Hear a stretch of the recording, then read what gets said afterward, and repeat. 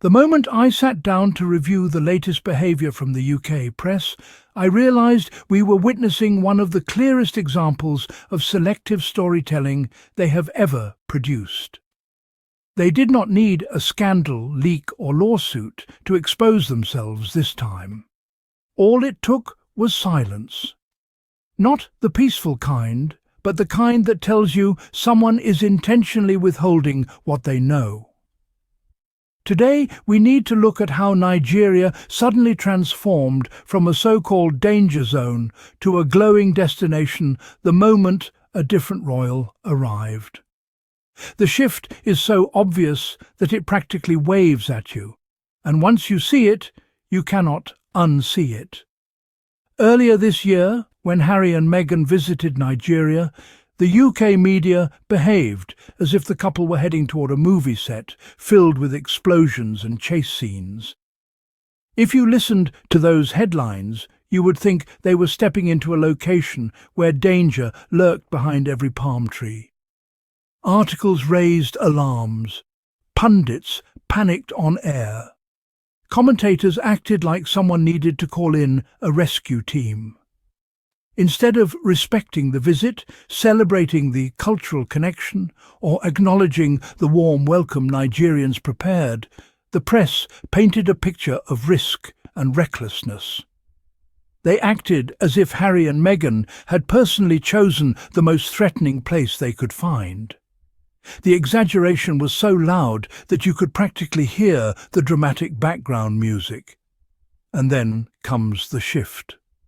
The same press that practically begged the couple not to go suddenly discovered that Nigeria is actually thriving, stable, vibrant and welcoming.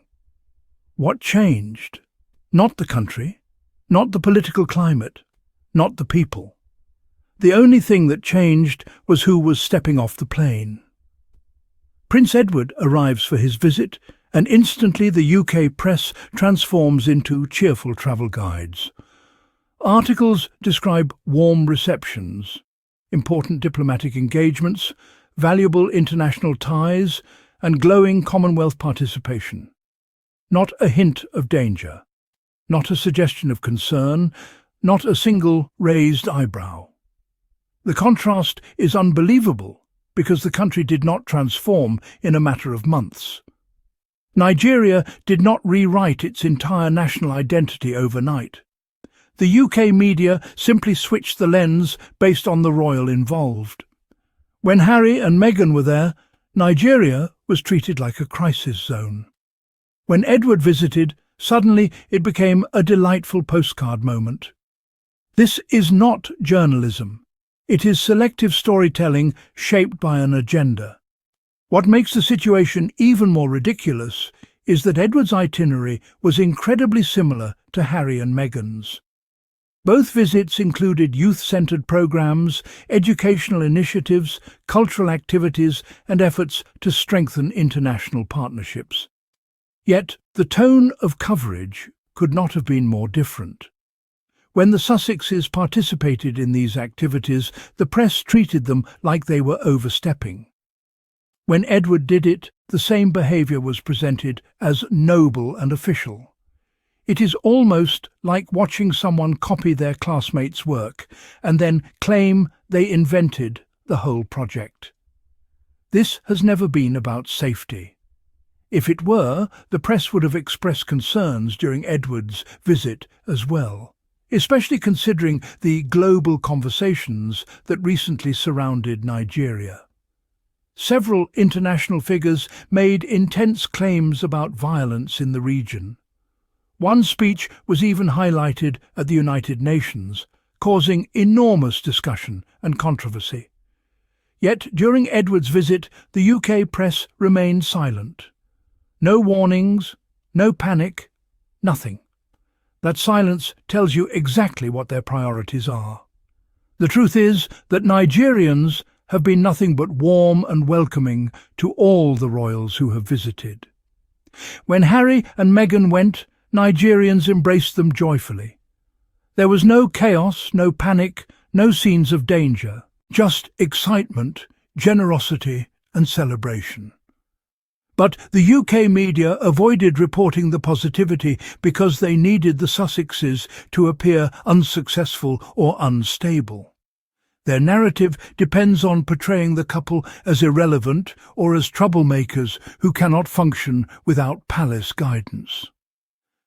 The large crowds, the international attention, and the success of the visit simply did not fit the script the media wanted to push.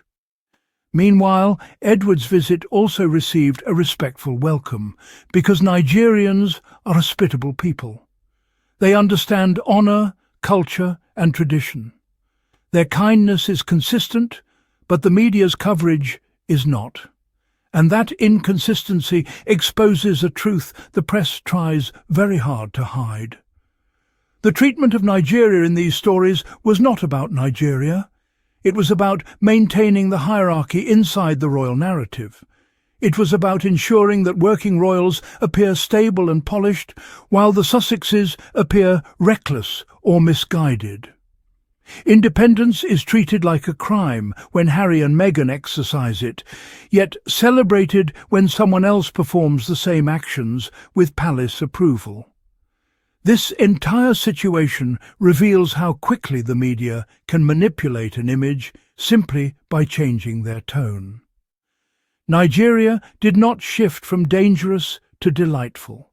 The press shifted from attacking to protecting. They did not discover new facts. They simply changed which version of the story they wanted the public to believe. Harry and Meghan challenge the traditional structure. They operate with autonomy, confidence, and global influence. That makes them inconvenient for a press that depends on palace-controlled narratives. So the press tries to shrink their impact by amplifying fear where none exists. Edward's peaceful visit proves exactly what many people already knew. The panic the tabloids created during Harry and Meghan's visit was manufactured. It was never rooted in real information. It was a strategy. The same country that was labelled unsafe for the Sussexes suddenly became ideal for another royal the moment the press needed a different storyline. And once they needed Nigeria to look stable again, it instantly became stable. Their inconsistency practically screams out loud. This pattern reveals a truth that the UK press does not want acknowledged. They are not reporting danger. They are creating illusions that fit their agenda. They are not protecting the monarchy. They are protecting the version of the monarchy they personally prefer. They are not criticising because something is unsafe.